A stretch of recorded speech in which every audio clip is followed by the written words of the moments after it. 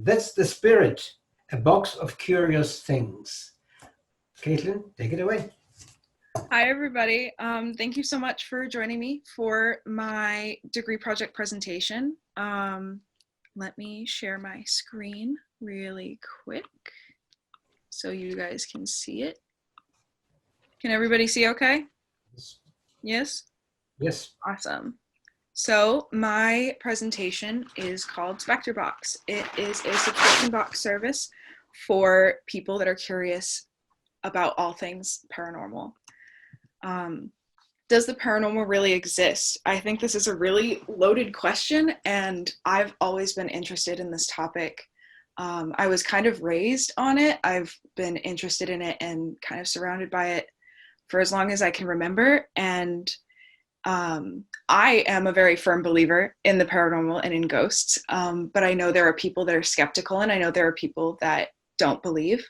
And originally, I wanted this project to showcase the experiences that people have had with the paranormal, and to have a place in a community where they felt heard and they had their experiences legitimized, because I know from my own personal experience and others that I had found through my research that skeptics tend to, since they are unsure if they believe in the paranormal or not, whenever they hear some sort of paranormal experience from another person, they just kind of like brush it off.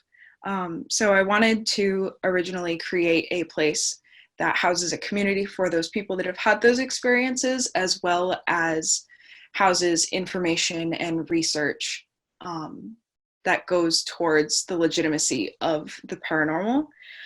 So that's how I came to my first researchable question: how can design help legitimize the presence of the paranormal?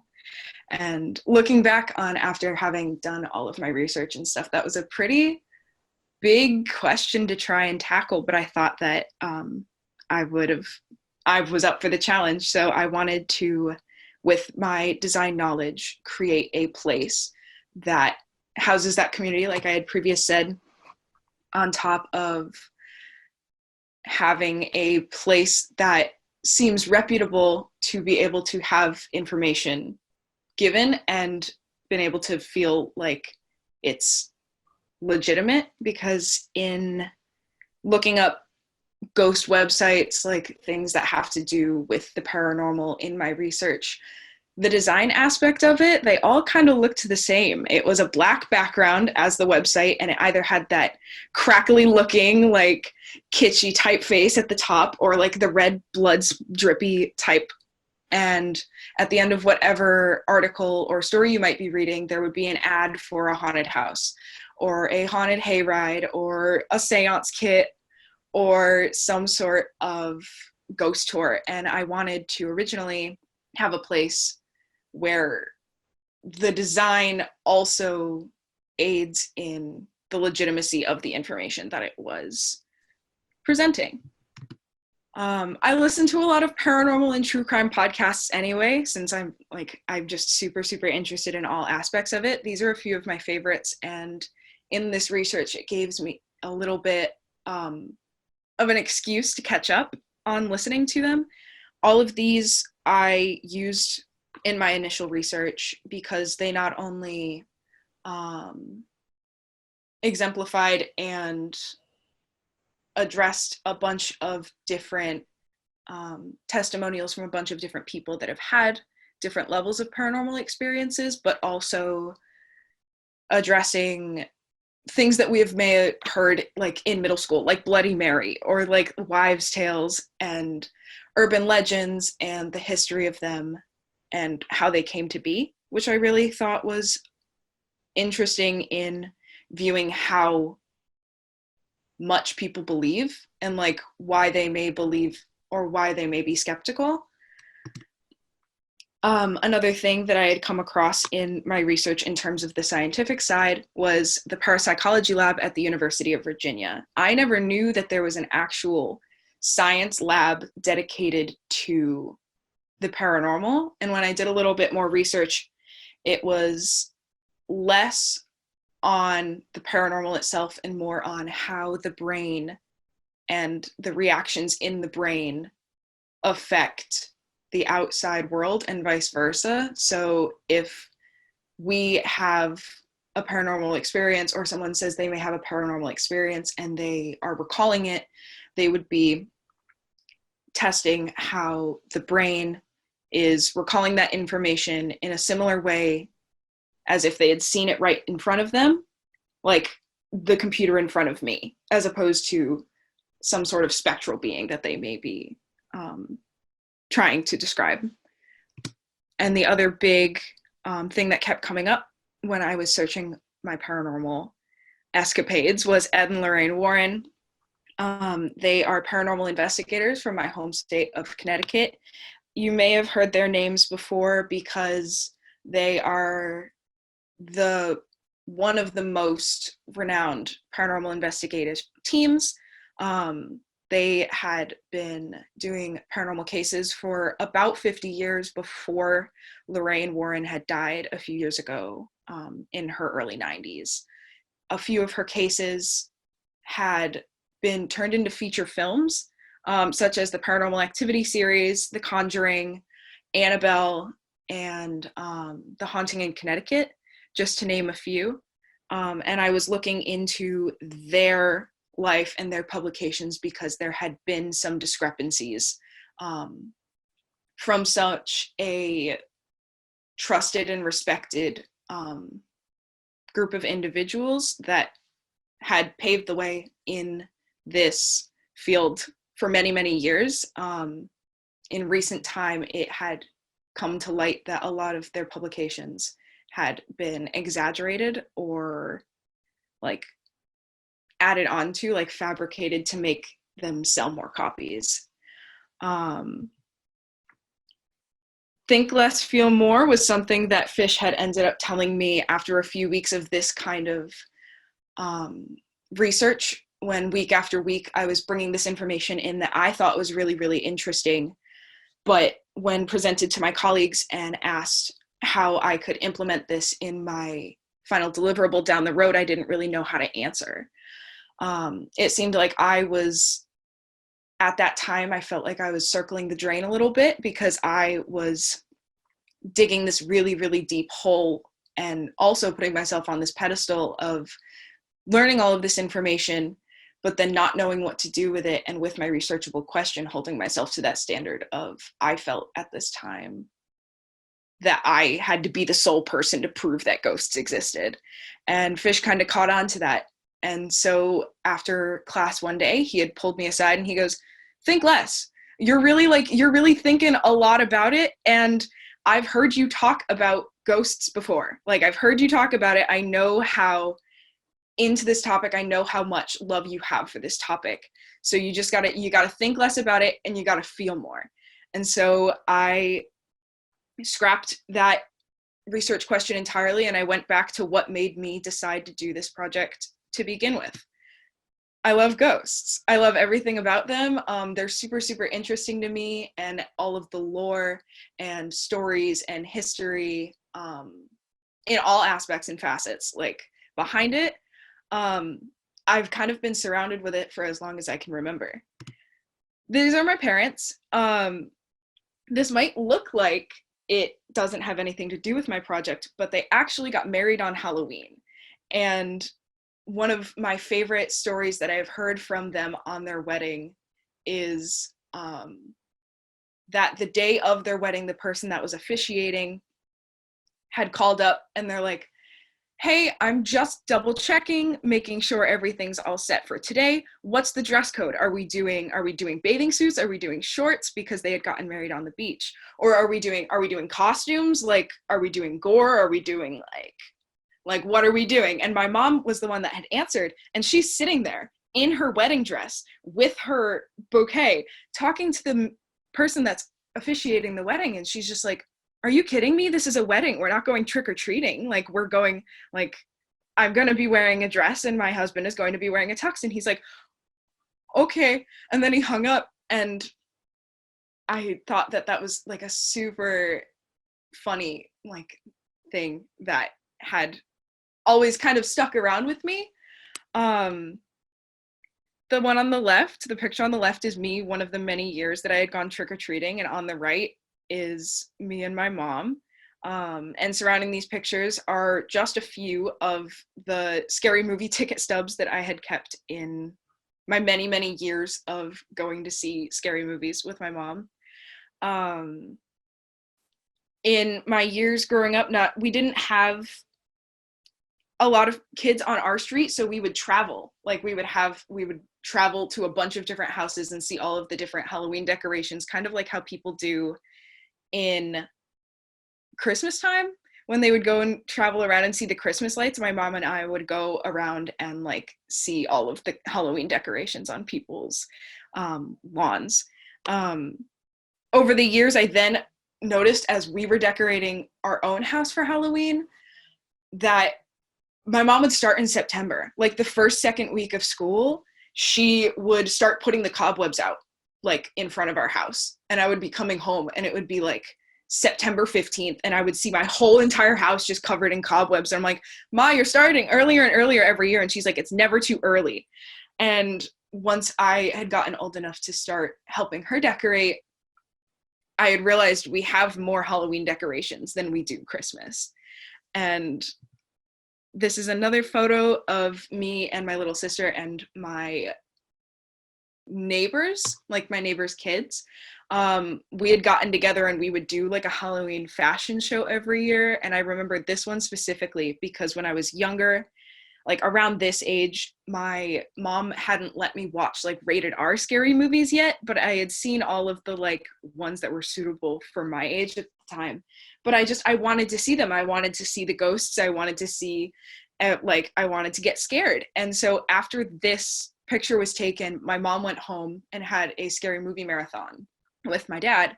And I had hid behind my couch and I was watching it like from the side behind my couch because they wouldn't let me watch it, but I still wanted to.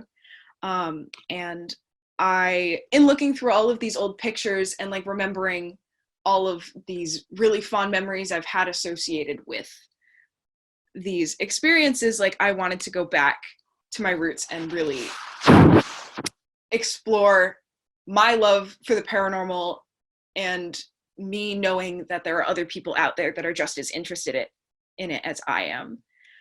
So I had edited my research question to how can I help encourage curiosity in skeptical topics such as the paranormal? I had realized that people are going to be skeptical no matter what I say. And so I changed my audience a little bit to, instead of trying to convince people to believe in ghosts, the people that are curious or skeptical or do believe in ghosts, give them a facet to explore and expand their curiosity. And so with that came more research. So in some of the Think Less, Feel More, I did lots of mind maps. So I did ghosts and everything that I had thought of. I gave myself like a 3-minute timer, and everything that I thought of that could have related to ghosts, I wrote down. I did ghosts and culture. I had found out that the Snapchat logo was a ghost, not because of any thoughts that I had originally had based on the paranormal, but it's based on a Wu-Tang Clan member called Ghostface Killah, which I thought was very funny. And then I found out that the Snapchat logo is a ghost because of the interaction that it was meant to have, like the instantaneous nature of the app. And then I looked into Hollywood and how Hollywood blows based on true story paranormal movies out of proportion. And then I did a final one about why do people love ghosts? Why are people interested in ghosts? And the 3 big topics that I had found were a connection to something, a need for explanations, like fueled by curiosity, and this thing called legend tripping.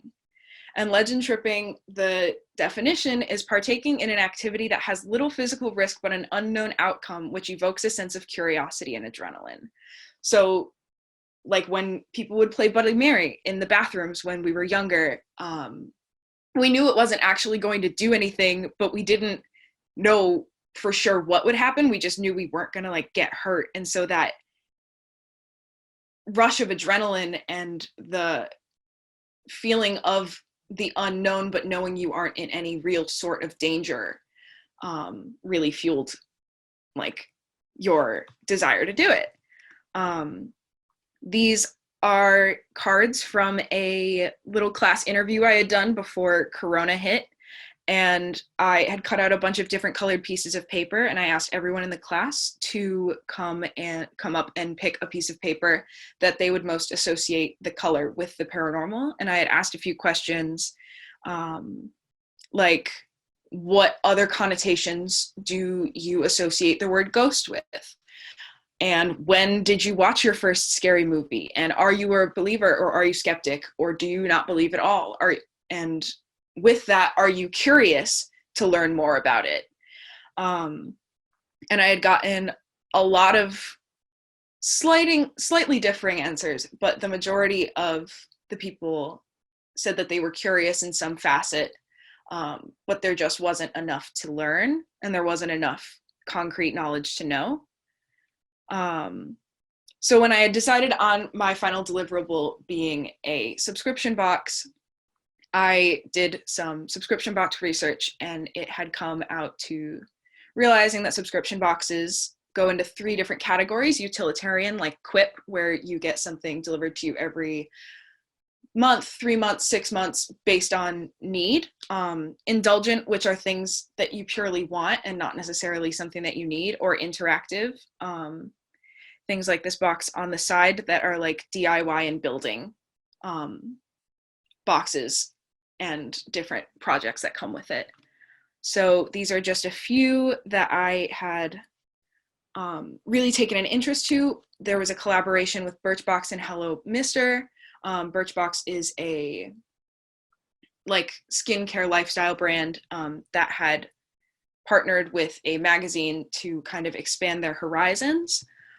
For the Makers was a subscription box service that really prided themselves on providing interesting and unique products every month. And if they couldn't find somewhere to get the products for you, they would make it themselves. And then Subscription, which is a like a luxury subscription service where you never really knew what you were going to get. It just gave you a basic, vague overview of the different things that could come in there. And I thought that those were all really interesting aspects to a subscription box that I hadn't really seen before. So what my solution was to create a subscription service that can help feed a person's curiosity and have them continue to wonder about the paranormal based on the stuff that they were interacting with. And thus came SpectreBox. I have created a few different boxes to show you in just a second, but there are 3 different avenues that you could go in terms with interacting with SpectreBox. There is the monthly subscription, which covers a different topic every month. There is the Spectral Celebration box, which is a quarterly box, so it comes out 4 times a year, and that box focuses on how different people in different parts of the world view and interact with the paranormal. And then the 3rd box is a communication box, which is a one-time box that can be purchased at any kind of time.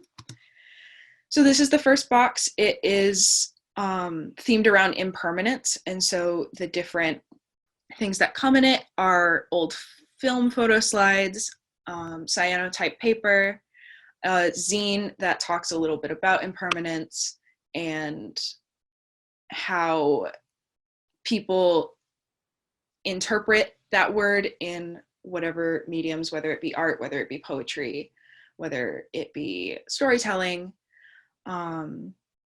I also included some dried pressed forget-me-nots and a blacklight pen and ink, where if they do a little bit more exploring, they would see that there are other like secondary information written on the different components in the blacklight ink that they would have to discover for themselves.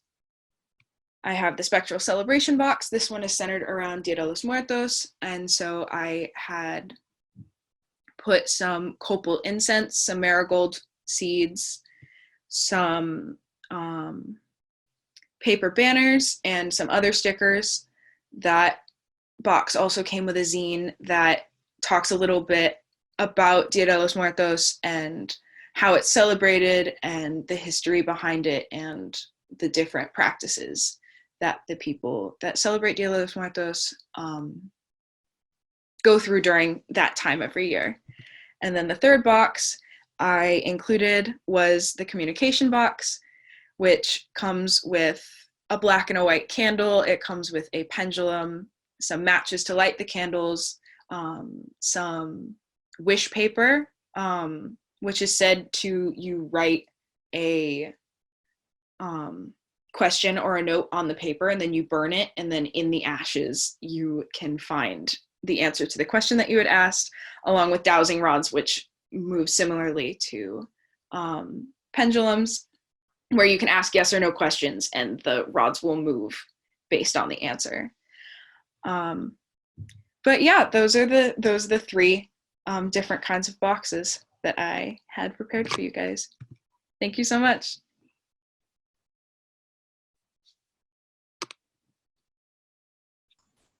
Thank you very much, Caitlin, for this in-depth and very well articulated storytelling about your project and your interest and your passion. Okay, we have a few minutes, 8 minutes to be exact, for a discussion. If you have any comments, if you have any questions, there's 23 people in the room, so I'm sure some of you have shared some of passions of Caitlin toward paranormal. So that's the time to discuss those things and share your comments and suggestions, questions, please.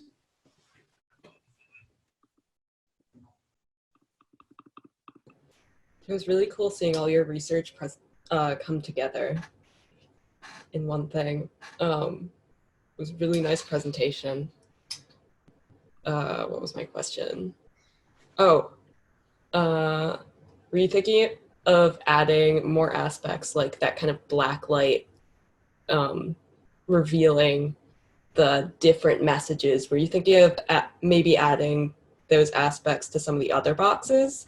Because I feel like that was the coolest feature to me that really like stood out as something that would be super engaging and fun. Yeah, I definitely think that I could incorporate that in other boxes. I don't think I would want to have it just be like the black light every single time, because I feel like Yeah. after a few different I guess repetitions of that, it would lose its luster. But I definitely think that I would continue incorporating that type of like exploration and like finding different messages like in other ways.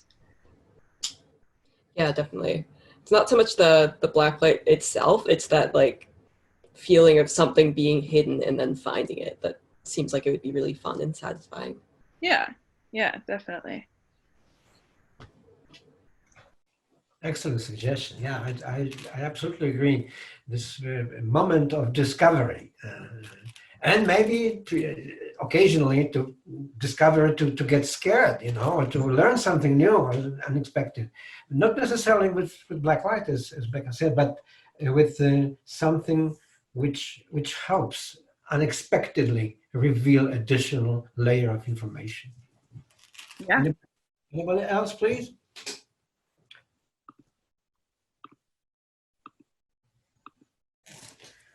Okay, so I have sort of a generic question. What if you had all the time in the world and all the money to invest? How you would see your project in the future, if there is a future for this project? I would love for there to be a future in this project. If I had all the time and money in the world, I would actually fabricate it, because like before Corona, everything, like I had every intention to like put together a physical box to show to everybody, but I couldn't do that now. I think I would continue to add different like layers of discovery, like Becca had just previously suggested, and maybe expand it to different, I guess, other platforms, whether that be like it having some sort of social media presence and like people coming together and sharing their explorations and their discoveries with getting those different boxes.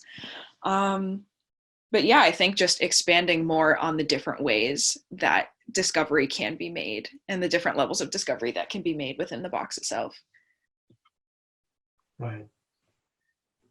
I'm glad to have heard your answer, because this is what I was hoping, that at some point that would be this concept would have a physical exemplification, that it actually belongs to the long tradition in the art and design of the past. Marcel Duchamp packed a lot of different things in the box and called it art, and Surrealists experimented with this kind of expression, trying to tap into subconscious, and so on and so forth. So you're in a good continuation of great ideas from the past. And I absolutely understand. And unfortunately, due to coronavirus, the fabrication was out of the commission. I'm sure that seeing even those mock-ups, I know that you have a sensitivity to the materiality of objects, and that would add an additional level of experience for your audience and probably for everyone. Yeah, there were a lot of different like additional things that I had originally planned. Like there were little stickers in each of the mock-ups, and I had planned to like actually fabricate some of the stickers for people to have like a physical takeaway to have from my project and to have sort of a lasting impression. Because I know the tactile nature just of physical things is such enriching experience, like to a concept, and I was really excited to be able to share that with everybody. But in the future, definitely it will be fabricated so people could see it in the third dimension. Right. See it and touch it and smell it. Great. All right, anybody else who would like to add a comment, suggestion, question? Chloe just asked, do you have a favorite type of ghost or spirit or urban legend? Urban legends, I think this doesn't necessarily have to do with my project in particular, but I think there are these things called skinwalkers, and I like don't have time to get into it, but they're these like weird creatures that are kind of like Slender Man, like the urban legend of Slender Man, where they kind of just like creep around and they can take the form of any other thing. I think that concept is really interesting to me. And do I have a favorite type of ghost? Not the vicious kind, not the kind that are like maleficent and like malicious and like want to hurt people. I think definitely the ones that just like, like knock things off your shelf sometime, or like the lights turn off, or like you feel a breeze and it's like all your windows are closed, like ones that like aren't mean and vicious. So I think that would be the answer to that question. I do have one question. I'm not sure if you had already gone over it. I came in a little late, but I'm just curious about your concept and how it relates to your deliverable as like a subscription box. Like what brought you to the conclusion through your research? Through my research, I was able to use both avenues of my research because I had done very different research for a previous research question before I had come across the one that I ended up using. But something that I had wanted to experience, like have my users experience, is not just like something reading on a screen, but to be able to have physical objects sent to each person to be able to not only like make their own discoveries and make their own yeah, like discoveries within the box, but also to give people a jumping off point into things that they may want to learn more about if they don't know somewhere to start.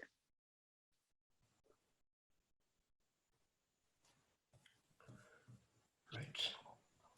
Anything else? Any questions, comments? Well, there's another one coming, I guess. Are you more fascinated with local legends unearthing the supernatural ideas, or more known ideas that people have, therefore hooking people in? I think for my project in particular, I'm fascinated in both, but I think for the sake of the project, just for it to have a bit of a more widespread audience, it would be more about educating people about more well-known ideas, and maybe having a couple different boxes somewhere down the road with different topics or themes of the box being like local legends, but as a whole, more well-known ideas. But I think we have to go. All right, thank you very much. We expires all the time. Thank you once again for the great, very well articulated presentation. Awesome. Thank you guys so much. Awesome. Hi, Caitlin. Hi. I have a question. Just email me because someone else has to present now. No, we can stay around if you. We can? Yes, we can stay I around. thought we had somebody else. Oh, it's just the last Oh, okay. We're just closing. Oh, okay. I thought there was somebody else.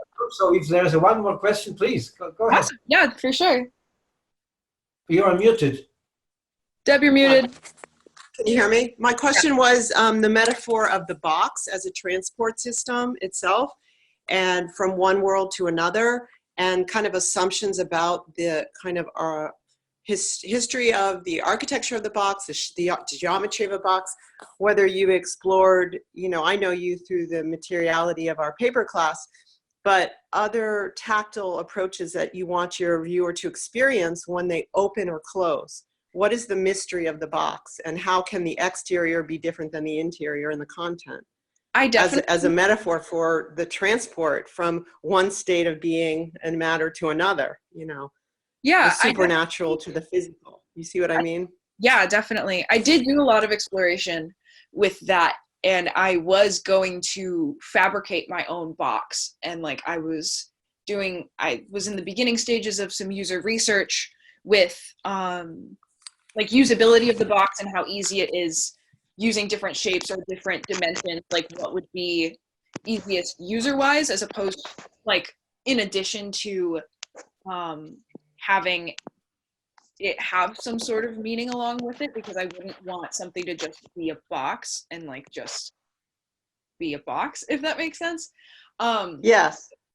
But there are only so many in terms of having a final deliverable strictly online. There was only so many resources that I was able to expend. Yeah. So the box shape in my final mock-ups were not going to be what the box was going to actually look like. There was a lot more intention behind it, but due to COVID, my resources got cut. Thank you. Thanks. All right. Thank you very much. And this was our last presentation, Caitlin. So with your presentation, I'm closing the Universe Room for 2020 Degree Project Symposium. Congratulations to all of you. Thank you very much. Thank you so much.